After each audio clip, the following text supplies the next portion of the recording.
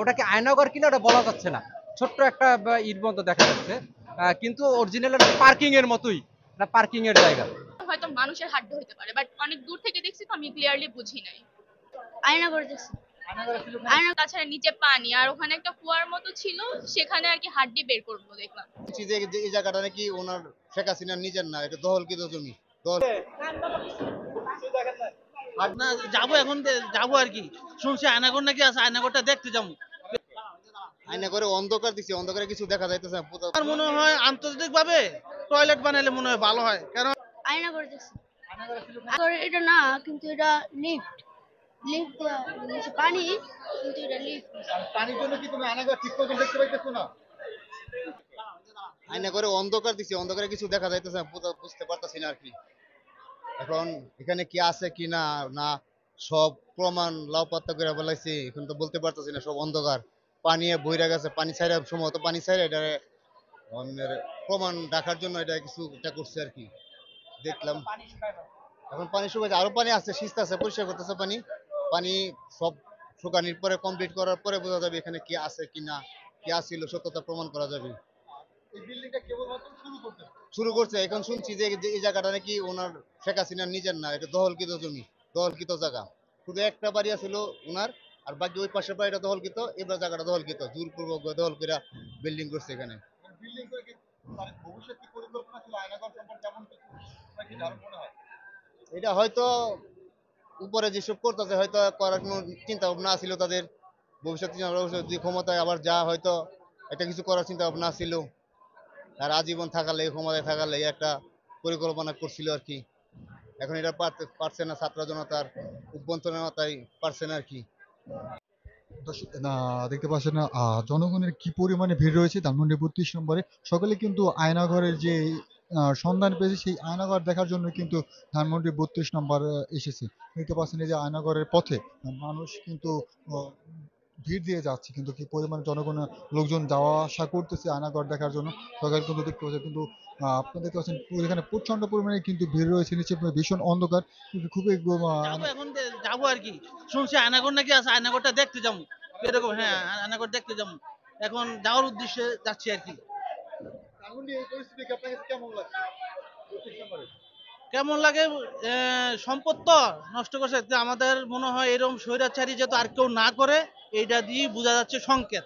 জনগণের সংকেতটা দেখাই দিল, ভবিষ্যতে কোনো দল ক্ষমতা যদি এই জনগণের উপরে অত্যাচার নির্যাতন নিপীড়িত করে, তাহলে পরবর্তীতে একই দশা হবে, এরকম হবে। আমরা সেই প্রত্যাশা যেন আমাদের লাইফে যেন আর দেখতে না পারি। হ্যাঁ, আমরা যেন জনগণের স্বার্থে যাতে যেই যেই সরকারি আসুক জনগণের স্বার্থে যেন কাজ করে, এটাই আমার প্রত্যাশা।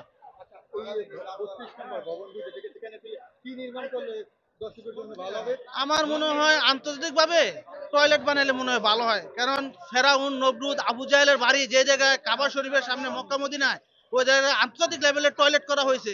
তো যেটা জালিম ছিল, এই জালিমের কারণে আন্তর্জাতিক ভাবে এটা আন্তর্জাতিক টয়লেট হওয়া আমার মনে হয় যে ঠিক আছে। যেহেতু আবু জাহেলের এত কিছু করার পরে আমাদের হুজুর পাক সাল্লাল্লাহু আলাইহি সাল্লামকে এত নির্যাতিত করেছে আপন চাচা, সে তার কিছু না। ওই জায়গায় যদি আন্তর্জাতিকভাবে, হ্যাঁ আন্তর্জাতিকভাবে যদি টয়লেট হয়ে থাকে, তাহলে এই জায়গাটা আমার মনে হয় আন্তর্জাতিকভাবে একটা টয়লেট তৈরি করা হোক, সরকারকে আমরা আবদার জানাই।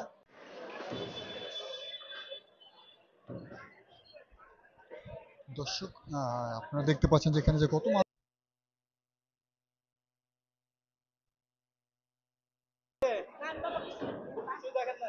হাড্ডি, মানুষের মাথা, এগুলো আমি কিছু দেখতে পান না।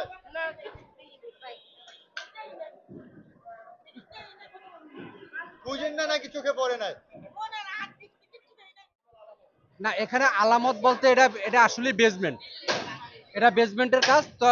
একটা ছোট্ট একটা ইট মতো দেখা গেছে, হয়তোবা ওইটার ভিতরে ওটাকে আয়নাঘর কিনা ওটা বলা যাচ্ছে না, ছোট্ট একটা ইট মতো দেখা যাচ্ছে, কিন্তু অরিজিনাল পার্কিং এর মতোই, না পার্কিং এর জায়গা।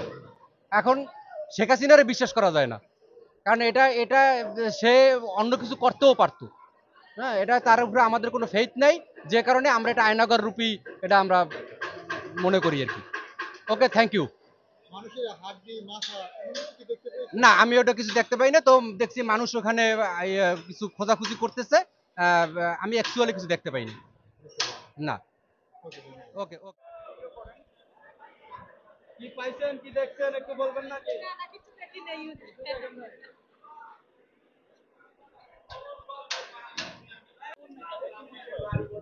বুঝতেছি না কিছু, নিচে তো পানি দিয়ে ভরা না, বোঝা কি যাইতেছে বুঝলেন, না। মাথায় কি ঢুকলো? আমার কাছে লাগে নিচে হয়তো যা কোনো টর্চার করার মতো কিছু একটা ছিল, তাদের যে তার বিশ্বাস না, হয়তো নিচে টর্চার করছে। আন্ডারগ্রাউন্ড জি কিভাবে ভাবলেন এটা? জি কিভাবে ভাবলেন যে টর্চার সেল বা এরকম একটা কিছু? দেখেই তো বোঝা যাচ্ছে একদম অন্ধকার, তাছাড়া নিচে পানি, আর ওখানে একটা কুয়ার মতো ছিল, সেখানে আর কি হাড্ডি বের করবো দেখলাম, হাড্ডি ছিল ওখানে। তাহলে এই সামাজিক যোগাযোগ মাধ্যমে যেটা শোনা যাচ্ছে এটার ভিতরে আয়নাগর বা কিছু, এটা কি তাহলে সত্য? হতে পারে সত্য, এখন তার তো যাচাই করার জন্য মানুষ আছেই। আপনি কি দেখে আসলেন? আমি তো মূলত একটা কুয়াই দেখলাম যেখান থেকে মানুষ হাড্ডি বের করলো, আর তাছাড়া নিচে অনেক পানি। আপনি কিসের হাড্ডি মনে করলেন? দূর থেকে দেখছি অত ক্লিয়ারলি বোঝা যায়নি, বাট যা বোঝা হয়তো মানুষের হাড্ডি হতে পারে, বাট অনেক দূর থেকে দেখছি তো আমি ক্লিয়ারলি বুঝি নাই।